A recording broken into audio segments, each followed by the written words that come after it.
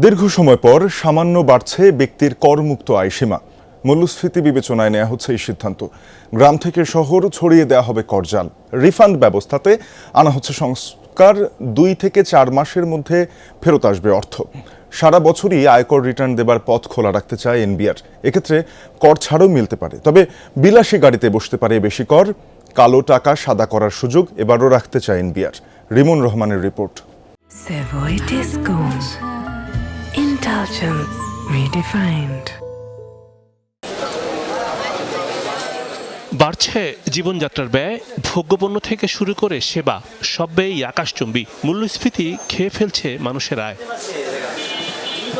এমন অবস্থায় ব্যক্তি আয়করে কিছুটা ছাড় দিতে চায় সরকার। আসছে বাজেটে কিছুটা বাড়ছে করমুক্ত আয়সীমা। এতে করজালের বাইরে চলে যাবে বিপুল সংখ্যক মানুষ।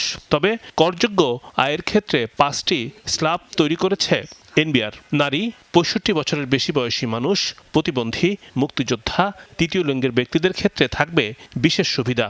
ইনফ্লেশনের একটা বিষয় আছে।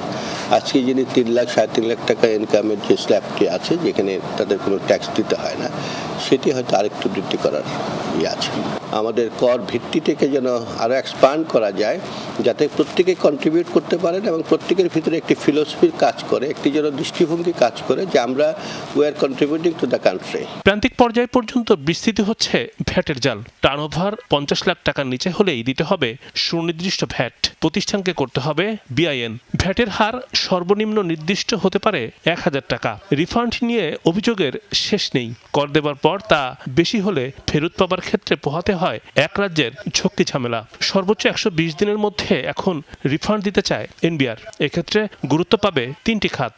যারা ট্যাক্সের নেটের মধ্যে আছে তারা প্রতিনিয়ত আতঙ্কের মধ্যে থাকে, কারণ বিভিন্ন রকম আপনার অডিট হচ্ছে, বিভিন্ন রকম ভাবে সার্ভেলেন্স হচ্ছে। এটা কিন্তু আমাদের মধ্যে একটা ভীতি এবং অস্বস্তির কাজ করছে। তো অ্যাকচুয়ালি কর যারা প্রদান করে একটা কর বান্ধব পরিবেশ কিন্তু তারা এক্সপেক্ট করে, সেই জিনিসটা কিন্তু অ্যাবসেন্ট রয়েছে। সারা বছরই জমা দেওয়া যাবে আয়কর রিটার্ন। বাজেটে আসতে পারে এমন ঘোষণা। আগে দিলে মিলবে কর ছাড় সুবিধা। এর বেশি হলে দেয়া লাগতে পারে অতিরিক্ত 10% পর্যন্ত কর। প্লট, ফ্ল্যাট সহ কয়েকটি খাতে কালো টাকা সাদা করার সুযোগ রাখার ইঙ্গিত মিলেছে। সেক্ষেত্রে ক্রেতা ও বিক্রেতা উভয়কেই রিটার্নে সম্পদের প্রকৃত দাম দেখাতে হবে। সৌর বা নবায়নযোগ্য জ্বালানির ক্ষেত্রে এটা শুনতে পাচ্ছি, আমরা এটা তীব্র প্রতিবাদ জানাচ্ছি।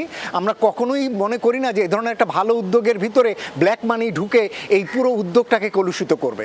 আমরা এখনও মনে করি যে সরকারের এই কালো টাকা উদ্যোগে থেকে পুরোপুরি সরে আসা উচিত এবং এটা ন্যায্যতার পরিপন্থী এবং এর ফলে সরকারের কোনো উপকার হয় না। এমনকি এর ফলে যে উদ্দেশ্যে দেওয়া হয় এই উদ্দেশ্য কোনোভাবে আসলে বাস্তবায়িত হয় না। উন্নয়ন, পরিচালন ব্যয় নির্বাহ এবং ঋণ পরিশোধে চাপে সরকার, তাই গ্রাম থেকে শহর পর্যন্ত বিস্তৃত করা হচ্ছে করজাল। রিমন রহমান, যমুনা নিউজ, ঢাকা।